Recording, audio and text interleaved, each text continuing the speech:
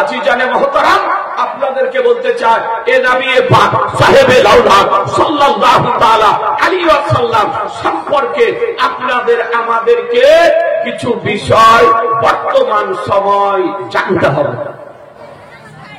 আমার নবী পাকের একটি মুজিজা আপনাদের সামনে আজকে একটু তুলে ধরবো, ভালো করে শোনেন।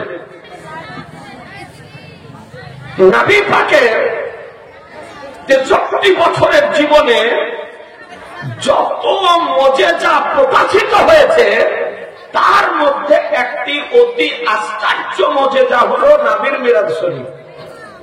নবীর মিরাজ শরীফ আপনারা শুনেছেন না, যে নবীর জীবনে একবার সশরীরে মিরাজ শরীফ সংঘটিত হয়েছিল। আজি জানে মহতারাম, হাদিসটি বর্ণিত হয়েছে নাসাই শরীফ, পিওর আরবি, কিতাবুস সালাত, হাদিস number 451, page number 61, print Darus Salam, Riyad, Saudi আরব। হাদিসের রাবি হযরত আনাস ইবনে মালিক রাদিয়াল্লাহু তাআলা আনহু তিনি হাদিস শরীফ বর্ণনা দিতেছেন। আনাস রাদিয়াল্লাহু তাআলা আনহু হাদিস শরীফ বর্ণনা দিতেছেন। এই আনাসকে, যে আনাস রাদিয়াল্লাহু তাআলা আনহু আমার নবীর 10টি বছর খিদমত করেছিলেন, তা আমার দয়ার নবী কোনদিন বলেননি যে আনাস এই কাজটি কেন করেছো আর এই কাজটি কেন করো, জীবনে কোনদিন বলেননি। ইমাম মুহাম্মদের কিতাবে আপনার লেখা আছে, আনাস ইবনে মালিক রাদিয়াল্লাহু তাআলা আনহু হাদিস শরীফ বর্ণনা দিতেছেন। তিনি একজন গরীব সাহাবী ছিলেন, দরিদ্র সাহাবী ছিলেন। তিরমিজি শরীফের হাদিস শরীফে বর্ণিত হয়েছে যে তার মা উম্মে সুলাইম আমার দয়ার নবীর নিকটে উপস্থিত হয়ে বলতেছেন, ইয়া রাসূলুল্লাহ, আনাস ইবনে মালিক খাদিমুকা ফাদুল্লাহ, বলে ইয়া রাসূলুল্লাহ, আনাস ইবনে মালিক হলো আপনার চাকর, আপনার খাদিম, তার জন্য আল্লাহর দরবারে দোয়া করুন। মা ছেলের জন্য দোয়া করতে বলছেন, কি দোয়া তা বলেন। বলছেন যে ইয়া রাসূলুল্লাহ, আনাস ইবনে মালিকের জন্য দোয়া করুন।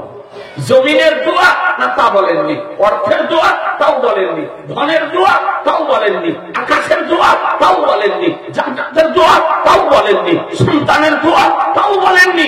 বলতেছেন ইয়া রাসূলুল্লাহ, আমার ছেলের জন্য আল্লাহর দরবারে দোয়া করুন। তো নবী আমার দোয়া করতেছেন। কি দোয়া করতেছেন? তিরমিজি শরীফের হাদিস শরীফ উঠিয়ে দেখুন, নবী আমার দোয়া করতেছেন, আল্লাহুম্মা আকসির মালাহু ওয়া ওয়ালাদাহু ওয়া বারিক লাহু ফিহা আতাইতা, বলে আল্লাহ আনাস ইবনে মালিকের মালে বরকত দাও, আনাস ইবনে মালিকের সন্তানাদিতে বরকত দাও, আনাস ইবনে মালিককে যা কিছু দিয়েছো সব কিছুতে বরকত দাও। কটা দোয়া হলো? একটা হলো মালের দোয়া, আর একটি হলো সন্তানাদির দোয়া, আর একটি হলো যা কিছু দিয়েছো সবকিছুতে বরকত দাও। দ্বিতীয় রিওয়ায়েতে এসেছে আল্লাহর নবী দোয়া করতেছেন, ওয়াতিল হায়াতাহু, আল্লাহ আনাস ইবনে মালিককে দীর্ঘায়ু দান করো। আর একটি নবী আমার দোয়া করতেছেন, ওয়াদখিলহুল জান্নাহ, বলে আল্লাহ আনাস ইবনে মালিককে তুমি জান্নাত দান করো। তাহলে টোটাল দোয়া কটা হলো? 5টা। আল্লাহ নবী 5টা দোয়া করলেন, বলে আল্লাহ তুমি আনাস ইবনে মালিককে মালে বরকত দাও, সন্তানে বরকত দাও, যা কিছু দিয়েছো সবকিছুতে বরকত দাও, তাকে দীর্ঘায়ু দান করো, তাকে জান্নাত দান করো। 5টি দোয়া আমার নবী করে দিলেন। আল্লাহ তাআলা সঙ্গে সঙ্গে নবীর দোয়াকে কবুল করে নিয়েছিলেন। আমার দয়ার নবী বলেন, আনাস আজকে তোমার বাগান কোথায়? বলে ইয়া রাসূলুল্লাহ, মদিনার মাটিতে ছোট্ট একটা আমার খেজুরের বাগান। বলে খেজুরের বাগান? বলে হ্যাঁ, চলো দেখে আসি, তোমার খেজুরের বাগানটা দেখে আসি। তো আমার দয়ার নবী আনাস ইবনে মালিকের সঙ্গে আনাস ইবনে মালিকের বাগানটা দেখতে গেলেন। ছোট্ট একটা বাগান ছিল খেজুরের। দয়ার নবী দেখতে গিয়ে আনাস ইবনে মালিকের বাগানে কদম রেখে বলতেছেন, হে আনাস ইবনে মালিকের বাগান, শোনো, আমি রাসূলুল্লাহ বলতেছি, আজ থেকে তুমি বছরে 2 বার করে ফল দেবে। একটু জোরে বলেন। বছরে 1 বার করে খেজুর হয়, 1 সিজন খেজুর হয়। কিন্তু আমার দয়ার নবী, মায়ার নবী, রহমতের নবী বলেন, হে আনাস ইবনে মালিকের বাগান, আজ থেকে বছরে 2 বার করে ফল দেবে।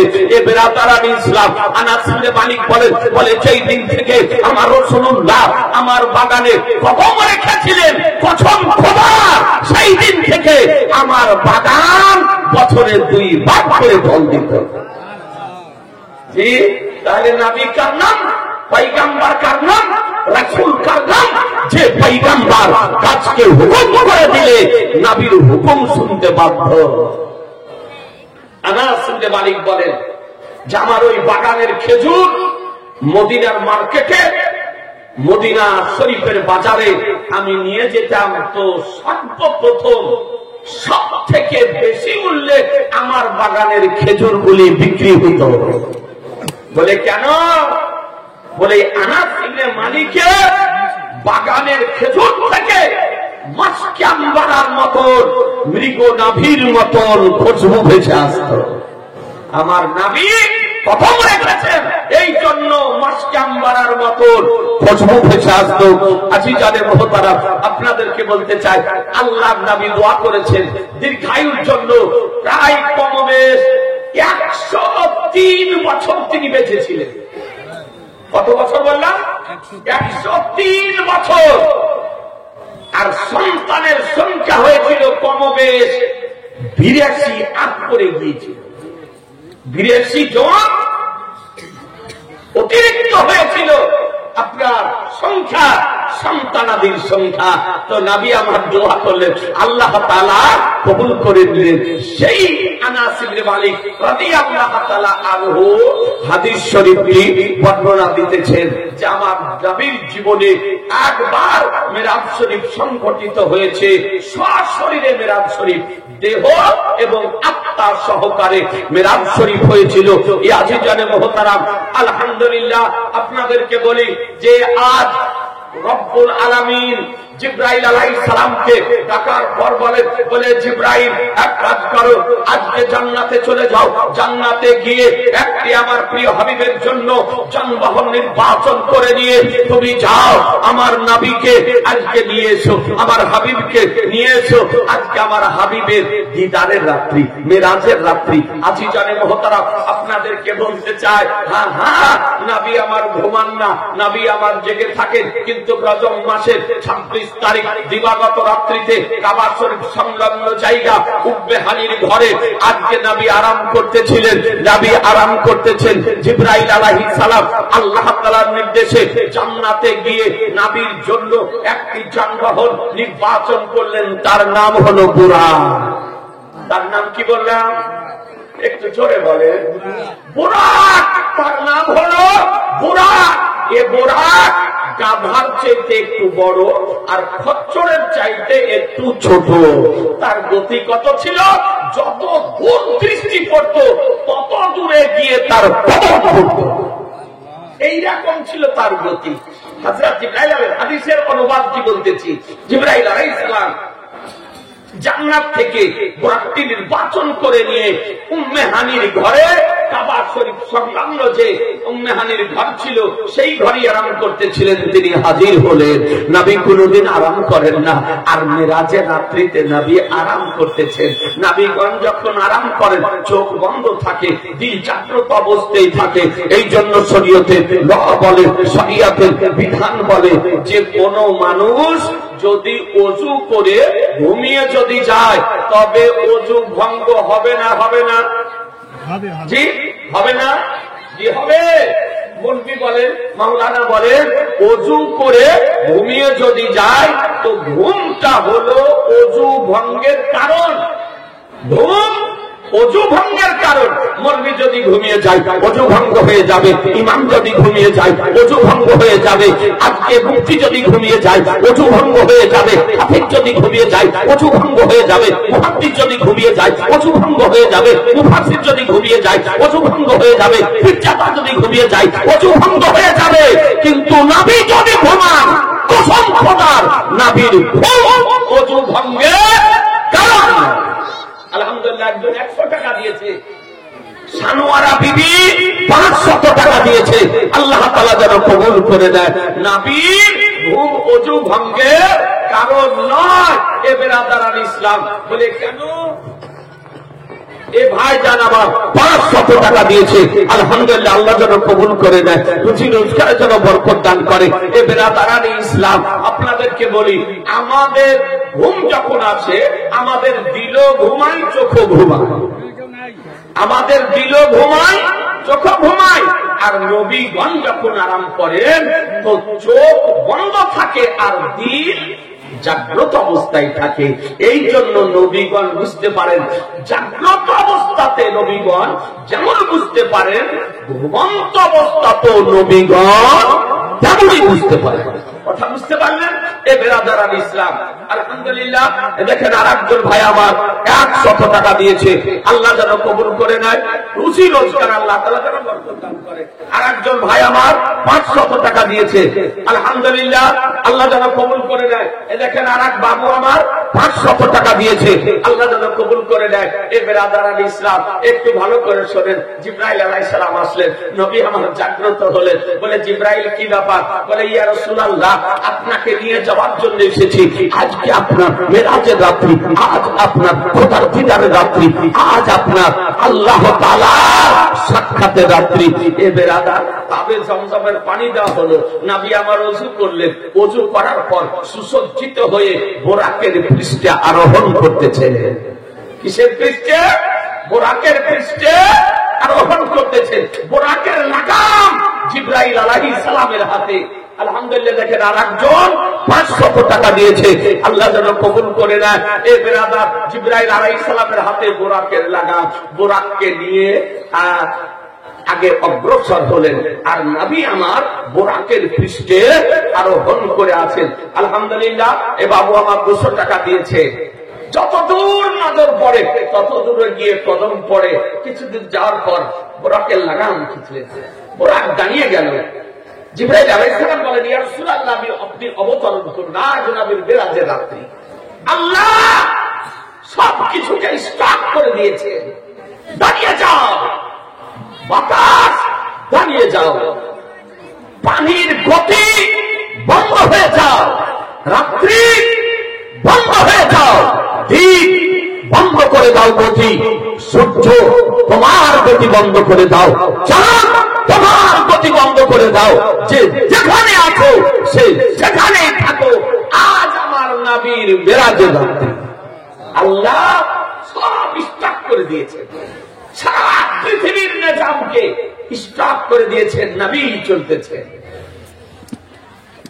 নবী আমার অবতরণ করলেন।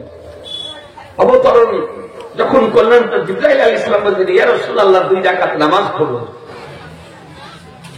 নবী আমার 2 রাকাত নামাজ পড়লেন। নামাজ সমাপ্ত করলেন তো জিবরাইল আলাইহিস সালাম বলছেন, ইয়া রাসূলুল্লাহ, আপনি যে নামাজটি পড়লেন জায়গাটির নাম কি? আপনি কি জানেন? তো জিবরাইল আলাইহিস সালাম বলেন, নিজেই প্রশ্ন করার পর, যে ইয়া রাসূলুল্লাহ, যে জায়গাতে আপনি নামাজ পড়লেন জায়গাটার নাম হলো মদিনাতুল মুনাওয়ারা।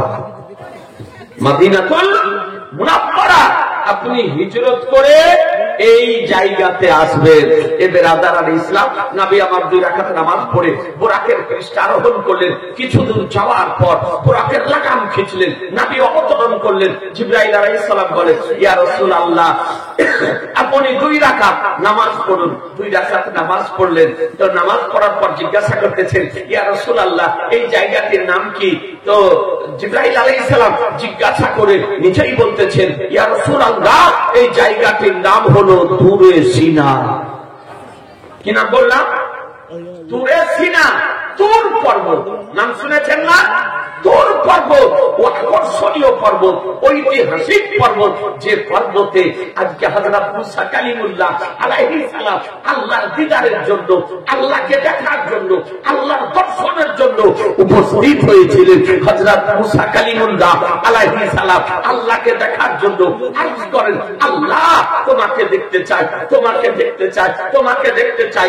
আরিনি, আল্লাহ তুমি আমাকে দেখা দাও। রব্বুল আলামিন বলেন মান তারানি, বলে মুসা তুমি আমাকে দেখতে পাবে না, তুমি আমাকে দেখতে পাবে না। আর মুসা আলাইহিস সালাম বলছেন আল্লাহ তোমাকে আমি দেখতে চাই, তোমাকে আমি দেখতে চাই। শেষ পর্যন্ত রব্বুল আলামিন বলে হে মুসা কালিমুল্লাহ তুমি যখন আমাকে দেখতে চাও এক কাজ করো, 40 দিন রোজা রেখে রোজা রাখা অবস্থায় তুর পর্বতে গিয়ে উপস্থিত হবে। আর তুর পর্বতে আমি নূরের তাজাল্লি নিক্ষেপ করব। যদি ওই নূরের তাজাল্লি দর্শন করে সহ্য যদি করতে পারো, বরদাস্ত যদি করতে পারো, ধৈর্য যদি ধরতে পারো, তবে আমাকে দেখার ইচ্ছা, আশা, আকাঙ্ক্ষা, কামনা, বাসনা পেশ করো। এবার আপনার ইসলাম হযরত মুসা আলাইহিস সালাম 40 দিন রোজা রেখে তুর পর্বতের কিনারাতে উপস্থিত হয়েছেন রব্বুল আলামিনের নূরের তাজাল্লিকে দর্শন করার জন্য। এবার আপনার রব্বুল আলামিন বলেন পশু পক্ষী 3 কিলোমিটার দূরে চলে যাও, আজকে জীব জন্তু 3 কিলোমিটার দূরে চলে যাও। হে মুসা কালিমুল্লাহ তুমি যাদেরকে সঙ্গী করে নিয়ে এসেছো তাদেরকেও 3 কিলোমিটারের বাইরে রেখে দাও। সব জীব জন্তু পশু পক্ষীকে আল্লাহ তাআলা 3 কিলোমিটারের বাইরে করে দিলেন। মুসা আলাইহিস সালাম তুর পর্বতের কিনারাতে দাঁড়িয়ে আছেন, আল্লাহ তাআলা নূরের তাজাল্লি নিক্ষেপ করলেন। আর মুসা আলাইহিস সালাম জমিনে শুয়ে গেলেন।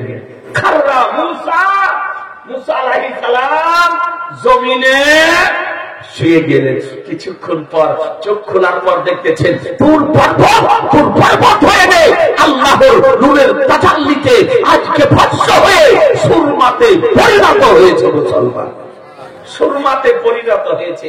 মুসা আলাইহিস সালাম ফিরে এসে দেখেন ওই 40 জন সঙ্গী সাথীকে নিয়ে যে এসেছিলেন তারা 3 কিলোমিটারের একটু ভিতরে প্রবেশ করার কারণে ইন্তিকাল করে গিয়েছে, মারা গিয়েছে। তো হযরত মুসা আলাইহিস সালাম আল্লাহর দরবারে আরজ করলেন, আবেদন করলেন, আল্লাহ এদেরকে বাড়ি থেকে সঙ্গী করে নিয়ে এসেছিলাম, আল্লাহ আল্লাহ এদেরকে রেখে একাই কেমন করে যাব, একাই কেমন করে যাব। আল্লাহর দরবারে দোয়া করতেছেন, আল্লাহ তুমি এদেরকে জীবিত করে দাও। যেমন মুসা আলাইহিস সালাম দরবারে দোয়া করা, তার দোয়াতে ওই মৃত ব্যক্তিদেরকে আল্লাহ জীবিত করে দিয়েছিলেন। সুবহানাল্লাহ বলা যাবে না?